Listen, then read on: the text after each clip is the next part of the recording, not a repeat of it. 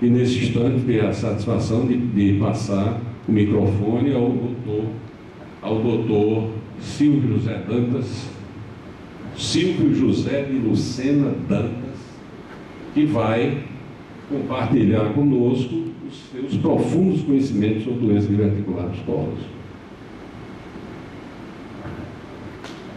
Muito obrigado, Roberto. Muito obrigado à comissão organizadora desse evento, capitaneada aqui em Natal por Roberto Oliveira e sua diretoria da FBG Rio Grande do Norte. Bom, o tema que a gente vai falar é... Pessoal, eu vou ver se sem microfone...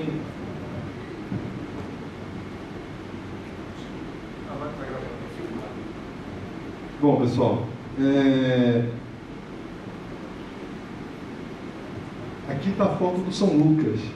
O São Lucas é o nosso hospital e antes de começar a aula eu gostaria de informar vocês que a gente está inaugurando agora, essa semana, tá, o serviço de oncologia do São Lucas, certo?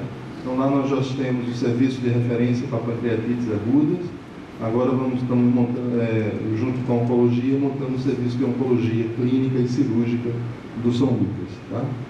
Então, entrando no nosso tema, que é a doença diverticular dos colos, tá? Eu vou ter 30 minutos para falar, vou tentar seguir rigorosamente. Tá? Vou passar bem rápido essa parte básica que todos vocês já sabem, né? Que a definição de divertículo é uma protusão sacular da mucosa através da muscular do colo. Ele é considerado um falso divertículo porque ele não contém as três camadas, ou seja, não contém a camada muscular. Portanto, é considerado um falso divertículo. A prevalência, a gente vê que ela aumenta, tá, com a idade. Tá? Se a gente pegar aqui indivíduos abaixo de 50 anos, essa incidência de doença diverticular, aqui inicialmente eu estou falando de doença diverticular, depois a gente vai falar da diverticulite propriamente dita. Então, em torno de 5 a 10% antes dos 50 anos, isso sobe para 30% entre 50 a 70 anos, e a partir que, quando a gente passa dos 85 anos, mais da metade dessa população vai ter doença diverticular. E a etiopatogênese da doença diverticular se dá por uma fraqueza dessa musculatura do colo. Normalmente, quase sempre se originam aonde entra o vaso na parede do colo, pela fragilidade dessa região, formando aí o pseudodivertículo. Isso está relacionado a alguns outros fatores, né? A literatura é vasta, por exemplo, que uma dieta pobre em fibra pode facilitar a formação desses divertículos. O aumento da pressão intracolônica, como por exemplo aqui nos casos da constipação, tá? Ela também pode facilitar a formação desses divertículos. E mais recentemente, outros trabalhos têm sido publicados, né, mostrando outros fatores que estão relacionados à formação desses divertículos, mas principalmente ao processo inflamatório infeccioso desses divertículos, como nós vamos ver logo na sequência. Então, aqui é a teoria clássica, que uma dieta pobre em fibra leva a uma diminuição do volume fecal, e isso termina promovendo um aumento da pressão intracolônica, tá? Na hora, principalmente, em que o colo precisa, a contração colônica precisa fazer com que esse bolo fecal ande, tá? E isso termina aumentando a pressão na parede do colo, e aí facilitando a formação dos divertículos. Pelo outro lado, o aumento da idade vai levar a uma diminuição tanto da tensão quanto da elasticidade dessa parede, dessa musculatura colônica, e também facilitando aí, mais uma vez, a formação dos divertículos. De modo que a gente vai ter, né, 3 formas de doença diverticular. Isso vai ser caracterizado principalmente de acordo com a característica histológica da parede do colo. Nós vamos ter uma forma hipotônica, tá? E os seus divertículos eles são de uma forma arredondada, com ósteo grande, tá? O diâmetro desse ósteo é alargado, tá? E o colo desse divertículo são colos curtos. Diferentemente daquela forma hipertônica, onde nós vamos ter uma hipertonia, ou seja, a camada muscular vai estar hipertrofiada, o colo, consequentemente, desse divertículo vai ser um colo longo, tá certo? E de colo estreito com uma grande, ou seja, um diâmetro do colo estreito, entretanto, com o pescoço do divertículo, se eu posso falar assim, de um tamanho maior do que da forma hipotônica. E a forma mista é aquela que a gente encontra no colo os dois tipos de divertículo. Normalmente, no sigmoide, a gente vai ter essa forma hipertônica, enquanto no colo direito a gente vai ter a forma hipotônica. Assim como nos pacientes mais idosos, vai prevalecer a forma hipotônica. E já lembrando aqui, a forma hipotônica é aquela forma que sangra mais, enquanto a hipertônica é aquela que vai inflamar mais.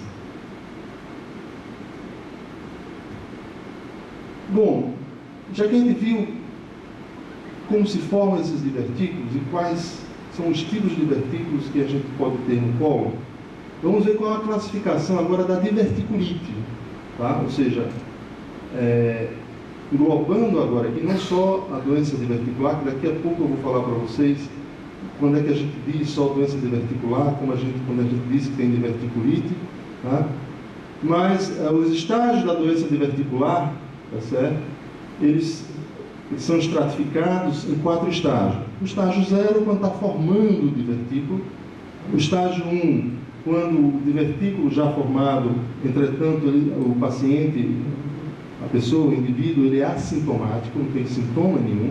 O estágio 2, ele tem uma doença, ou seja, ele tem sintomas. E aí o estágio 2 é dividido em 3 subestágios. Aqueles pacientes que tiveram apenas um episódio, tá, de diverticulite, tá, ou que tem episódios simples de dores abdominais, e aí parou, não tem mais, tá certo? É classificado aqui com o estágio 2A.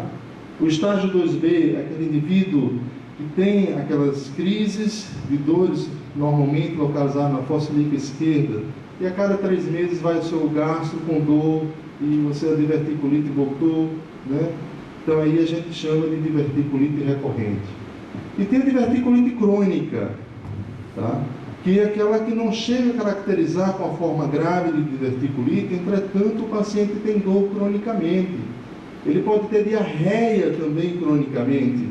Muitas vezes esses doentes eles são diagnosticados como síndrome de intestino irritável, né? E na realidade ele tem um problema crônico decorrente dos seus divertículos. Tem uma entidade aqui chamada SCAD, que é a colite associada à doença diverticular. O SCAD muitas vezes confunde o diagnóstico com a doença inflamatória intestinal. Os sintomas são semelhantes e o aspecto endoscópico muitas vezes são bem parecidos. Tá? Aquela mucosa friável, tá? Às vezes sangrantes. O que não tem, por exemplo, são aquelas úlceras típicas da doença de Crohn, por exemplo, né?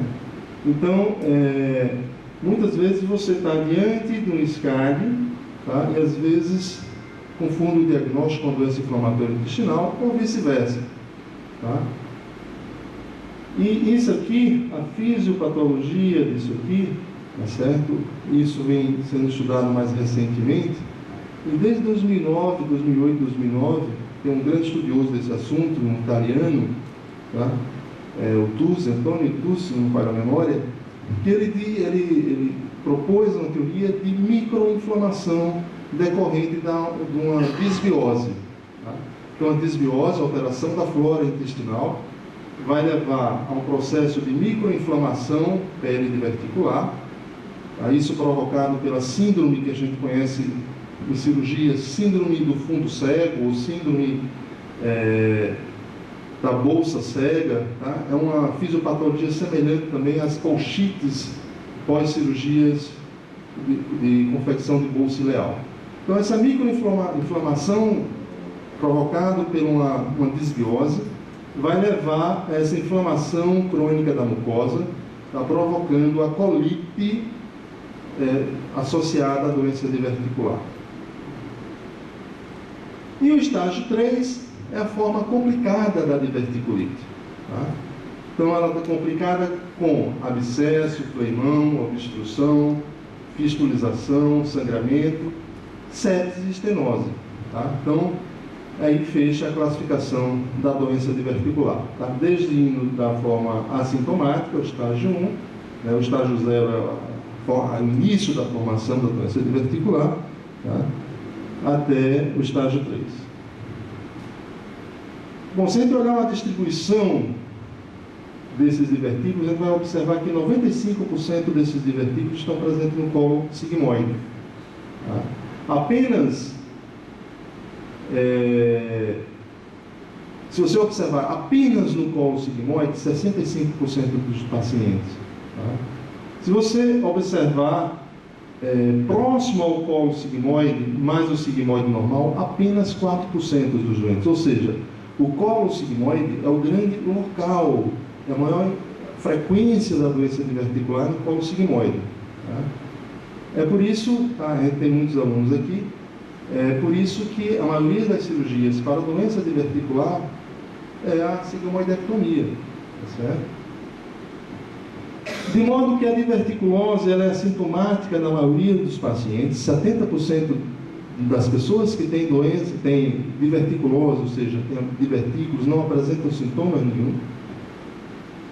15 a 25% vão desenvolver diverticulite, sendo que desses 15 a 25%, 75% desses casos são da forma simples, enquanto apenas, graças a Deus, 25% dos casos acontece e apresentam da forma complicada. O sangramento relacionado à doença diverticular é raro, varia em torno de 5 a 12%.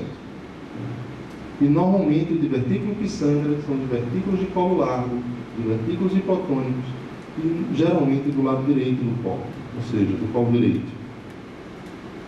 Bom, uma vez que você teve uma crise de diverticulite, qual a possibilidade de ter a segunda e a terceira crise? Tá? Vários trabalhos analisaram isso, tá? E é mais ou menos o seguinte: depois da primeira crise, você tem uma possibilidade de 25% de ter a segunda crise.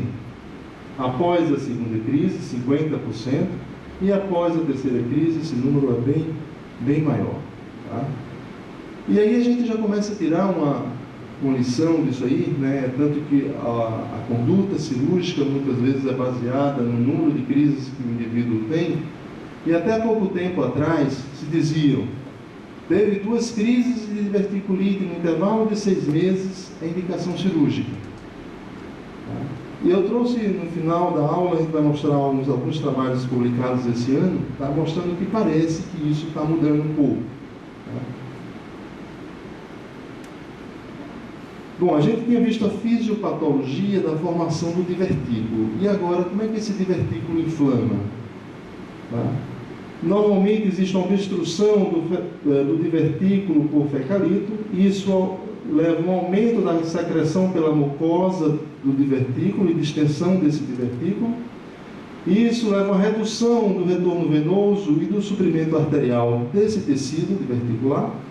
Consequentemente, crescimento bacteriano e translocação, seguindo aí erosão e perfuração do divertículo. Ou seja, essa é a fisiopatologia da diverticulite, do processo inflamatório infeccioso dessa região diverticular.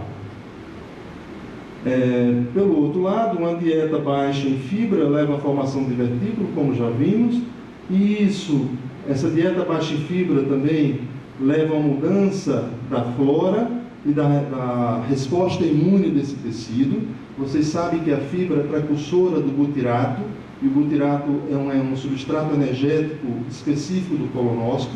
Então, se você tem pouca fibra, você tem já uma operação de pool energético para a célula do colonócito, para o colonócito, e isso aí favorece, essa mudança de flora favorece a colite, né, e assim como a inflamação do divertículo.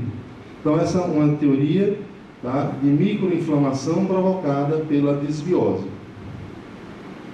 E aí, uma vez formada, tá, a diverticulite pode evoluir para a forma grave, para o estádio 3, e aí todas aquelas complicações de abscesso, de peritonite, de fístulas, serão desencadeados.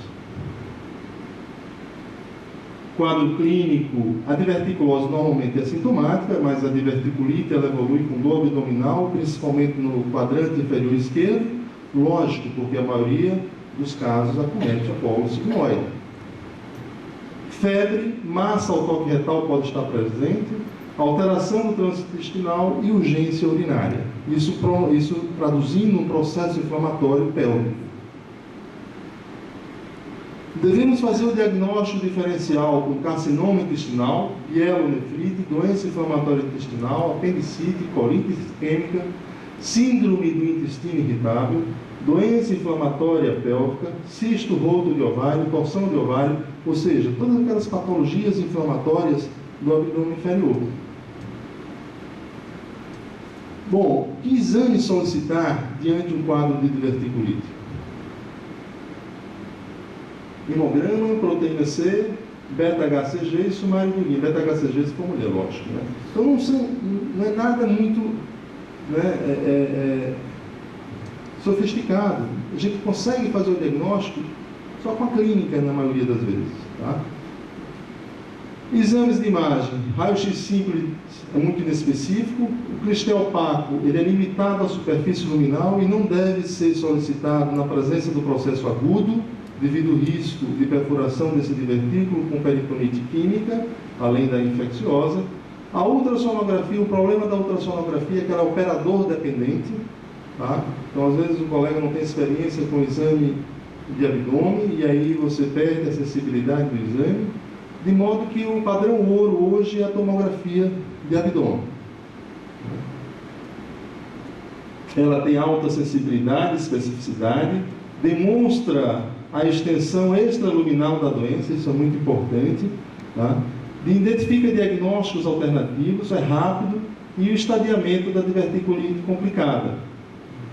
Nós vamos ter vários achados na tomografia, desde a presença simples dos divertículos, até trajeto fistuloso, fleimão e líquido livre na cavidade, sugerindo aí a peritonite difusa, que pode ser purulenta ou fecal.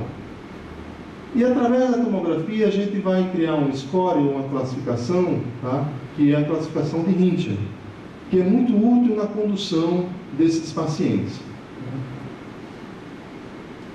Aqui vocês vejam a tomografia, aqui nós temos o colo, tá? E aqui nós vemos gás extraluminar, tá? Com processo inflamatório no mesentério.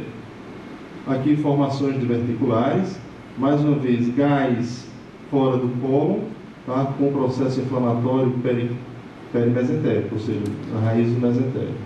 Aqui a colonoscopia, outro exame de extrema importância, só que não deve ser realizada na fase aguda, tá certo? A principal indicação da colonoscopia, além de você avaliar a doença diverticular, é excluir processos neoplásicos associados.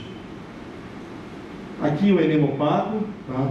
Os cirurgiões gostam muito desse exame porque ele consegue estudar, ver a anatomia com mais detalhe e programar o seu nível de ressecção do colo.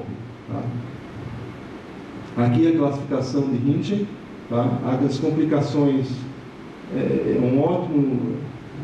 a tomografia é um ótimo exame para analisar as complicações. Aqui a gente vê o Hinchey 1, que é uma doença, que é um abscesso apenas peridiverticular, normalmente dentro do mesentério, dentro do mesocolo. Aqui o Hinchey 2, quando nós temos um abscesso à distância, normalmente um abscesso pélvico ou retroperitoneal. Aqui o Hinchey 3, quando a gente tem uma peritonite bacteriana, uma peritonite purulenta, não fecal. E o Hinchey 4 é quando nós temos uma peritonite fecal. Hinchey 1 e Hinchey 2, normalmente a gente trata clinicamente. Tá? O paciente fica internado, tá? E, às vezes a gente deixa ele com uma dieta zero ou uma dieta líquida. Antibiótico terapia de largo espectro para gram positivo, gram negativo e anaeróbio, principalmente gram negativo e anaeróbio. E dependendo da evolução e do tamanho desse abscesso, você pode drenar percutaneamente. A literatura diz que um abscesso acima de 4 centímetros deve ser drenado percutaneamente, guiada por tomografia ou por ultrassom. Já o Rinchen 3 e o Rinchen 4 deve ser submetido ao tratamento cirúrgico. Qual cirurgia realizar, a gente vai ver mais na frente. O risco de morte de acordo com o estadiamento de Rinchen. Tá? Rinchen 1 e 2, mortalidade menos de 5%. Rinchen 3 sobe para 13% e Rinchen 4 mais de 40%. Então vocês vejam como é alta a mortalidade com Rinchen 4, que é a peritonite fecal. Outra complicação da doença diverticular é o sangramento, normalmente no colo direito, como eu já falei, tá? E normalmente também essas hemorragias param espontaneamente. Tá? Abscesso é outra complicação. A gente está vendo agora as complicações da doença diverticular. Vocês vejam aqui uma coleção pélvica, tá? Outra coleção pélvica com presença de gás. A perfuração livre é outra complicação da doença diverticular. Vocês vejam aqui o pneu peritônio abundante. Esse doente deveria ter um sinal franco, sinal de Joubert. Aqui a perfuração livre. Esse slide foi tirado de uma aula do professor Fábio Guilherme, da USP. Vejam aqui a cavidade pélvica cheia de secreção de material purulento. Tá? A mortalidade no Rinchen 4, como eu já falei, chega a mais de 40% nesses casos. Aqui uma fístula, tá? A fístula normalmente é uma complicação tardia. Então, os doentes têm alguns processos inflamatórios nesses divertículos, e aí um belo dia ele chega no seu consultório dizendo que quando vai urinar sai gás pela uretra. Aí quando ele fala isso, você imediatamente já pensa numa fístula colo-vesical, tá? Que é esse exemplo aqui, em que o paciente tem uma fístula colo-vesical. Você veja aqui o contraste na bexiga com sedimento e uma bolha de gás no interior da bexiga. A obstrução intestinal é uma outra complicação. Isso também é uma complicação tardia, decorre de várias e várias crises de diverticulite. Os doentes terminam, às vezes, tendo estenose do sigmoide, evoluindo com obstrução intestinal. Bom, eu tenho 10 minutos para falar sobre o tratamento. Tá? O tratamento clínico, ele é aplicado na maioria dos pacientes, tá certo? E esse tratamento ele é individualizado. Cada paciente vai precisar de um tratamento individualizado. É importante a gente saber se a forma dessa doença diverticular é hipotônica ou hipertônica. Se for hipertônica, é recomendado que a gente utilize antiespasmódicos para esses pacientes, às vezes até com um período mais prolongado, certo? Que hoje, se a gente observar, um trabalho publicado agora, no mês passado, mostra que a incidência de diverticulite e doença diverticular nos Estados Unidos aumentou assustadoramente, tá? E isso se deve provavelmente ao estresse, a essa vida louca que a gente vive, a uma dieta com baixa oferta de fibras, né? Então, esses casos de doença hipertônica têm um tratamento um pouco diferente. Não adianta aqui só dar fibra para esses pacientes, tá? E a fibra tem que ser associada com muita água, senão não vai até piorar. Então, fibra, água e mais alguma coisa, que a gente vai ver. E a diverticulite, tratamento conservador, na maioria dos casos, prevenção das recidivas, que é uma coisa muito importante, tá? Bom, de uma forma geral, o doente assintomático, o que é que a gente deve orientar? Dieta rica em fibra e água. Apesar que tem alguns trabalhos, algumas meta-análises, mostrando que não tem muita diferença entre fazer fibra ou não fazer. Mas os últimos guidelines, eles recomendam dieta rica em fibra. Evitar fazer força durante a evacuação é uma outra coisa importante. Então, isso, mais uma vez, favorece o uso de dietas laxantes para esses pacientes. Controle do estresse e exercícios físicos regulares. E o doente sintomático? Entretanto, a forma não complicada. A fibra, mais uma vez, temos aqui a mesalazina, probióticos, antibióticos, ou outras substâncias como os antiespasmódicos, os bloqueadores dos canais de cálcio, os antimuscarínicos, tá? Que a gente pode lançar mão na nossa terapêutica. As fibras, como todo mundo sabe, ela aumenta, tá? Ela melhora o trânsito colônico, ela diminui a pressão intraluminar, ela melhora, porque ela é um prebiótico, então ela vai melhorar a disbiose, tá? Vai tratar a disbiose, e patrocina, favorece a produção do ácido butírico, que é um substrato energético para o colonócito. Então, por isso, usa a fibra. A mesalazina, a partir de 2008, tá, começou a estudar o uso da mesalazina nesses pacientes. E observou que quando você usava a mesalazina, diminuía as recidivas. E aí, outros trabalhos foram surgindo, tá, mais recentemente, nos últimos 4, 5 anos, que é associar a mesalazina com probióticos, tá, que hoje seria uma conduta que nós recomendamos. Então, a mesalazina, tá, ela vai atuar diminuindo, tá, toda aquela cascata inflamatória. Ela é um anti-inflamatório tópico, tá, que ela vai diminuir toda aquela cascata inflamatória da microinflamação peridiverticular, e vai melhorar também aqui a imunidade nessas células. O probiótico, ele vai corrigir a disbiose, portanto, corrigindo a microinfecção localizada, e vai também diminuir a produção das interleucinas, assim como a mesalazina também, das citocinas pró-inflamatórias, tá? Diminuindo aí o processo inflamatório local. Então, hoje, a gente associa as duas substâncias, de modo que nós vamos ter nesse local uma diminuição da inflamação da mucosa nessa região. Os antibióticos. Vai depender de cada caso.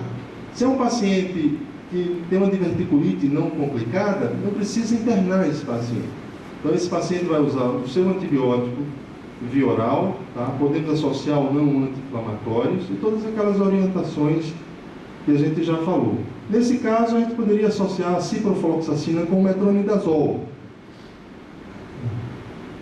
A rifaximina é um antibiótico tópico que não tem disponível no Brasil ainda, eu acho. Vocês têm conhecimento? Não tem, né? Realmente não tem. Mas também os trabalhos mostram uma grande eficácia desse antibiótico nesses processos inflamatórios. Se o doente tem uma diverticulite já um pouco mais complicada, né, um Rinchen 1, um Rinchen 2, vocês têm que usar um antibiótico de largo espectro endovenoso. E aí você pode lançar mão da ampicilina com sulbactam, da cefalosporina de terceira geração associada ao metronidazol, da tigecyclina, tá? Ou dos carbapenêmicos. Aqui você vai seguindo de acordo com o nível de gravidade da infecção, certo? Lembrando que a tigecyclina ele é um bacteriostático, portanto, naquelas infecções graves com sepsis não deve ser usada, tá certo? Nesses casos, os pacientes graves com sepsis, 20 em 3 ou 4, a melhor escolha seria um carbapenêmico, tipo meropenem ou imipenem, tá? Ou mesmo o ertapenem. Os antiespasmódicos. Aqui a gente tem várias classes, tá? Os anticolinérgicos representados aqui pela famosa escopolamina, tá?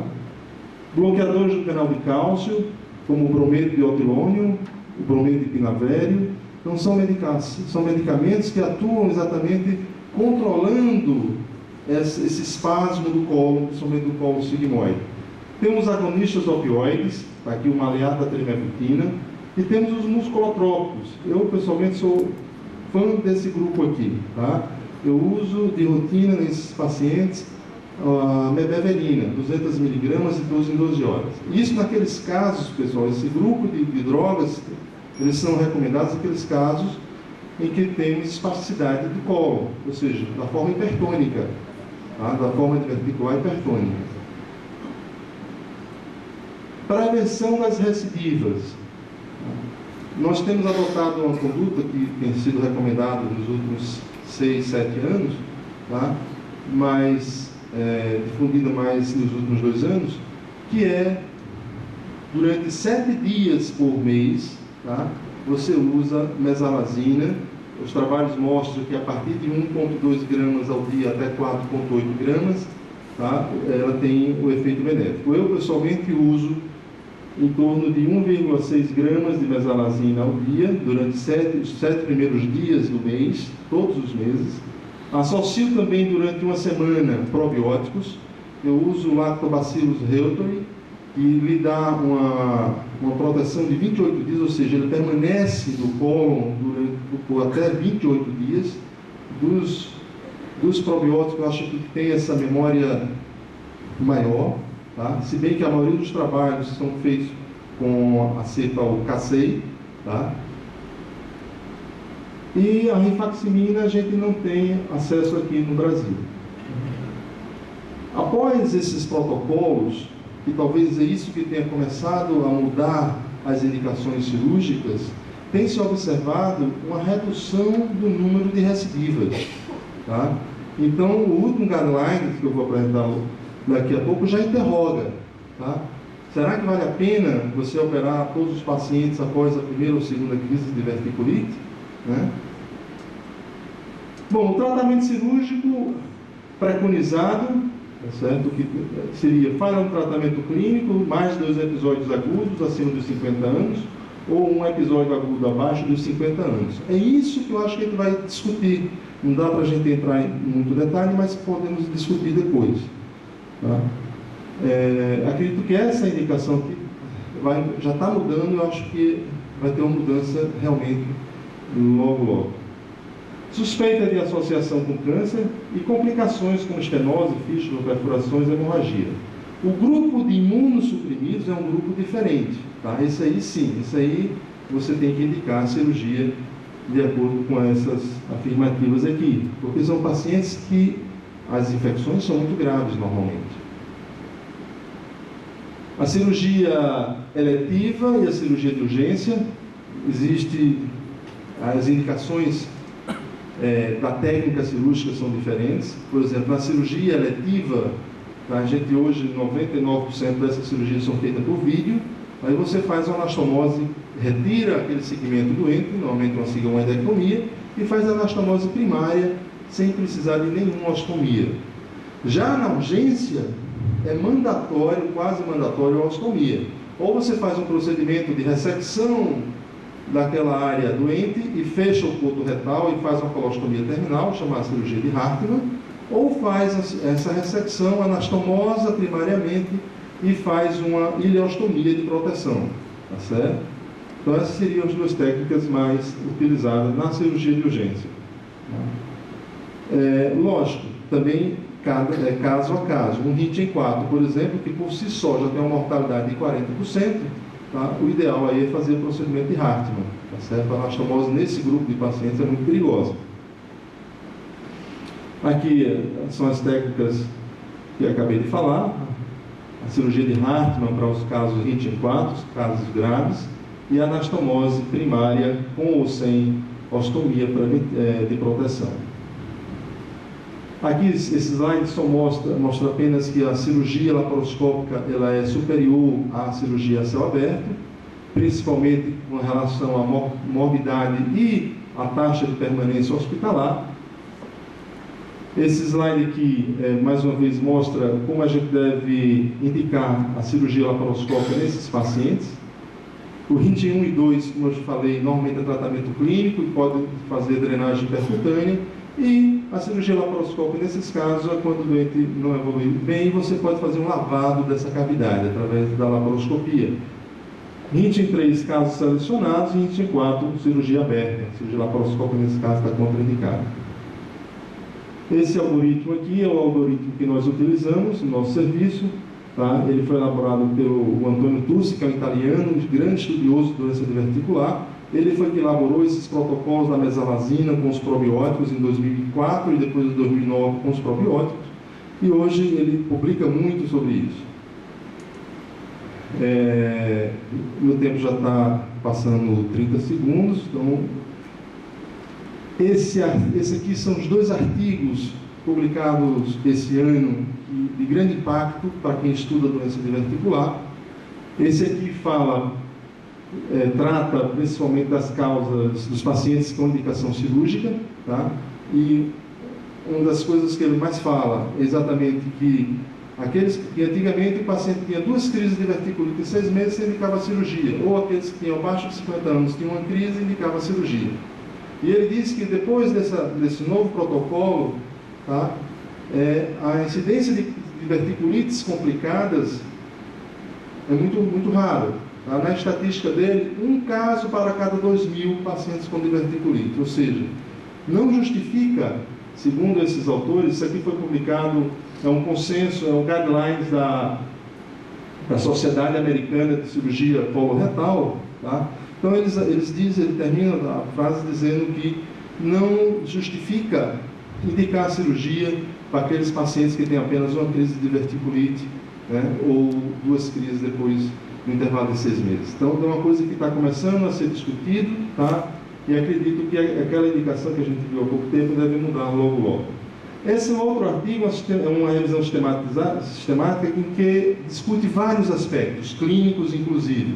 Tá? Então sugeri que vocês, quem quiser pode me passar um e-mail, silviodantas@me.com, que eu mando os artigos na íntegra para vocês. E para terminar, tá? Eu concluo minha aula com esse slide, tá? Que a diverticulite aguda, não grave, a gente começa com antiespasmódicos, hidratação e antibióticos. Tá? Se 2 ou mais episódios de crise aguda, a gente pode pensar na cirurgia eletiva, se bem que aquilo que eu acabei de falar, isso pode estar mudando.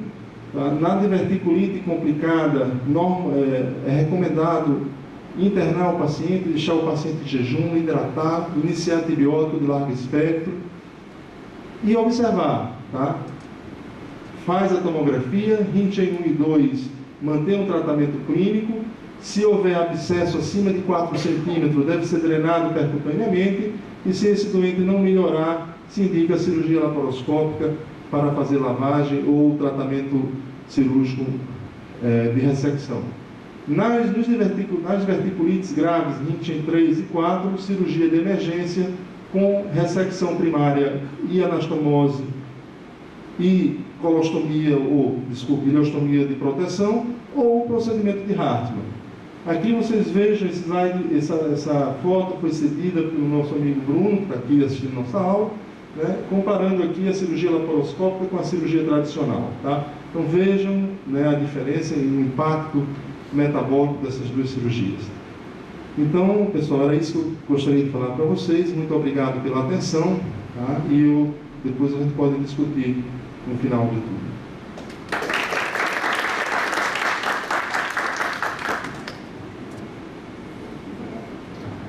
Bom, pessoal, primeiro eu quero parabenizar o professor Silvio Dantas pela brilhante palestra que ele ministrou aqui e facultar a palavra nesse momento para aqueles que desejarem fazer alguma pergunta sobre o tema que foi aqui discutido.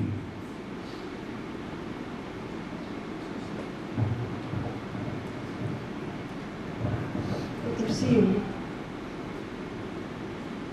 Boa noite. Doutor, o senhor comentou então a utilização do medicamento associado ao probiótico durante uma semana. Após esse período, o doutor indicaria algum módulo de fibra, já que, como o doutor explanou muito bem, as pessoas têm o hábito de não consumir uma quantidade adequada de fibra e muitas vezes o módulo ele pode vir a auxiliar, além do consumo de água também associado. Bom, pessoal, uma pergunta muito oportuna, tá? É a questão da fibra. A minha conduta no paciente com diverticulite aguda, tá? Eu retiro a fibra durante 30 dias normalmente. Essa fibra vai aumentar o bolo fecal, pode favorecer a perpetuação do processo inflamatório. Depois de 30 dias está cicatrizado, a gente volta a fibra. Em torno de 20 a 30 gramas de fibra dia, e isso vai usar a vida inteira. Tá certo? E lembrar, tem que tomar muita água, porque a fibra sem água vai piorar. Tá certo? Então, fibra mais água e o probiótico. Tá? Vai formar aí um simbiótico, tá certo? Então, é tudo que a gente quer, o simbiótico, a fibra mais o probiótico, tá certo? Ou seja, o prebiótico mais o probiótico. Há alguns autores que usam outro tipo de probiótico e eles usam esse probiótico durante todos os dias. Quando eu uso, por exemplo, os lactobacillus reuteri, que normalmente na apresentação comercial dele já vem com uma fibra, tá certo? Portanto, ele é um simbiótico, ele vem pré-biótico, que é a fibra mais o lactobacillus. Alguns trabalhos mostram que esse lactobacillus reuteri, ele fica na microbiota durante 28 dias. Então, se eu faço durante a primeira semana de cada mês, junto com a mesalazina, eu vou ter um efeito desse medicamento durante um mês. Então, todo mês eu faço esse esquema. Nós temos outros esquemas. Podemos usar o lactobacillus acidófilos, por exemplo, que a gente usa diariamente, uma cápsula ao dia. Tem outros e outros produtos no mercado também, né?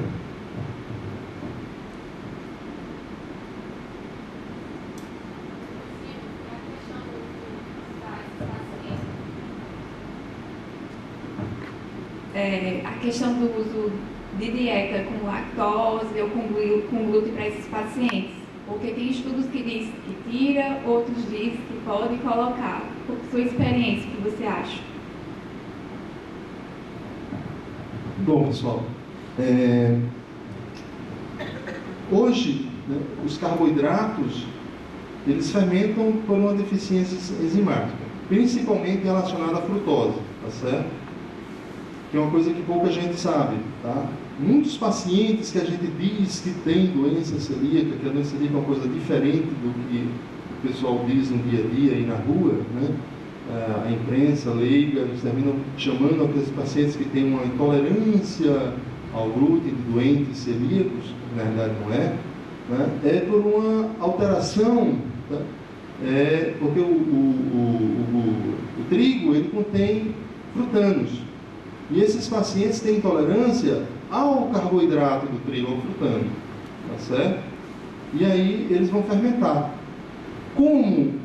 Isso a gente vai observar principalmente naqueles doentes que têm doença diverticular hipertônica, porque eles vão ter associado a doença diverticular hipertônica a síndrome do intestino irritável. E 30% dos doentes com síndrome do intestino irritável vão ter intolerância à lactose e em torno de 20% vai ter intolerância à frutose. E aí entra também a questão do trigo, tá certo? Então, nos doentes que têm doença hipotônica, eu não vejo necessidade de você. E se dos que têm hipertônica, você pode fazer os testes de tolerância para ver se ele tem essa intolerância a esses carboidratos ou não, tá certo? Se tiver, é recomendado tirar. Tá? Marquinhos. Silvio, você falou que nessa publicação mais recente realmente existe uma certa mudança com relação à indicação de cirurgia na doença particular. E isso você acha, ou nessa publicação eles chegam a citar as causas disso? Será que é por conta desse tratamento que se popularizou nos últimos anos com mesalazina, que evita recidivas, ou existe outra causa? O que é apontado como a causa da mudança desse paradigma? O trabalho da Sociedade Americana de Cirurgia de Colo e Reto, tá? Ele não entra em detalhe disso, mas ele diz o seguinte, que os estudos até então feitos, o modelo do estudo não era um modelo confiável, né? E a partir dos últimos anos, que aí eu acho que vai ter esse viés, tá? Que seria o novo protocolo, eles viram que, deixa eu ver se eu me lembro os números, dos pacientes com diverticulite, tá? Antes desses trabalhos modernos, em torno de 33% deles iriam ter uma segunda crise. Os trabalhos publicados de 2010 para cá, essa recidiva caiu para 13%. E desses 13%, apenas 6% deles vão ter, desencadear a forma complicada da diverticulite. E isso dá, em números reais, um caso para cada 2.000 pacientes com diverticulite. Então, com esses números, eles concluíram que aquela indicação que tinha até então de pacientes jovens, abaixo de 50 anos, que têm a primeira crise de diverticulite e indicar a cirurgia, principalmente se não for uma diverticulite complicada, isso aí caiu de água abaixo. Bem como aqueles pacientes acima de 50 anos que tiveram também duas crises. E eles mostram ainda que não existe diferença da morbidade, diferença estatística da morbidade. Tá? A morbidade aumentou apenas 0,5% em todo o grupo, quando você opera o paciente quando tem 2 crises ou acima de 4 crises. Tá certo? Isso já foi outro trabalho publicado em 2010, exatamente no grupo desse autor aí, do Tursi, italiano. Né? E aí, o problema assim, para o cirurgião realmente tem coisa melhor do que operar um colo pouco inflamado. Né? Então assim, para o cirurgião, o ideal seria manter aquela indicação. Não é, aluno? Porque vai pegar um colo que não está inflamado. Tá? Mas se bem, né, que essa história do cirurgião, eu acho que sou cirurgião também, mas os trabalhos mostram que a doença diverticular não é uma doença progressiva. Tá? Não é uma doença que vai evoluindo progressivamente. Aquele processo inflamatório vai formar uma fibrose, dependendo do número de crises, mas... Né? Então, assim, com certeza, apesar disso não ter lido nada escrito, que esse novo protocolo do uso da mesalazina e dos probióticos, o melhor entendimento desse processo inflamatório, isso vai fazer mudar as indicações, como já está fazendo.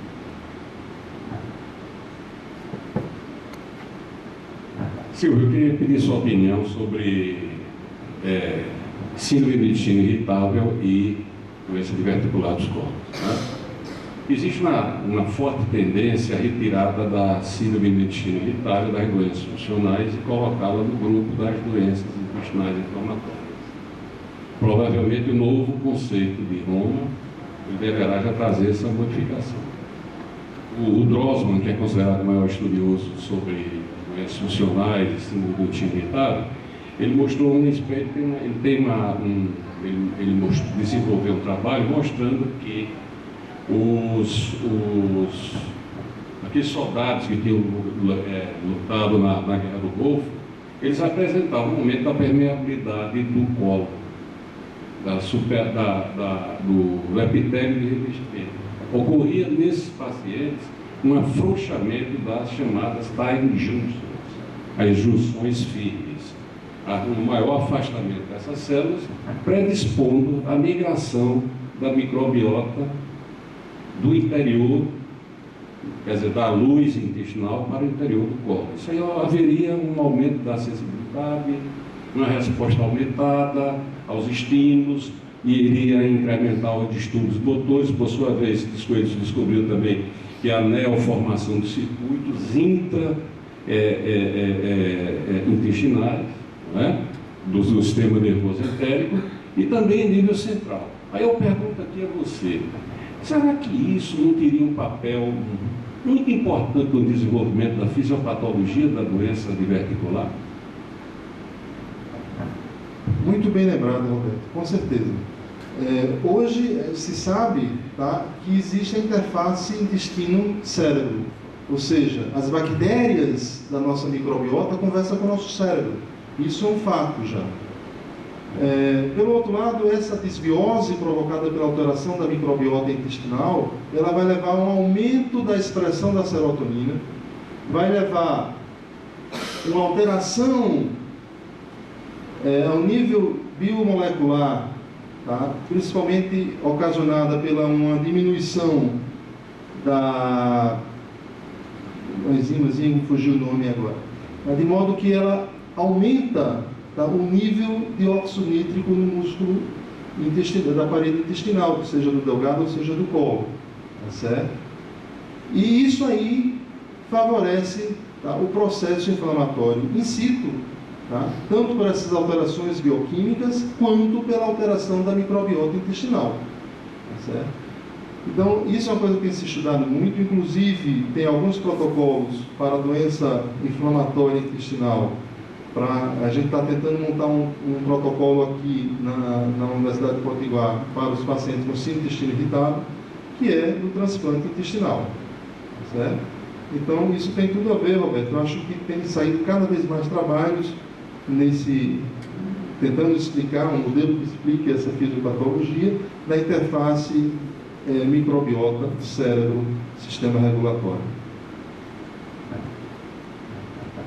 Bom, pessoal, eu vou ser um pouco ditatorial e vou encerrar agora essa primeira parte da nossa programação de hoje e convidá-los para um coffee break com a duração de 15 minutos.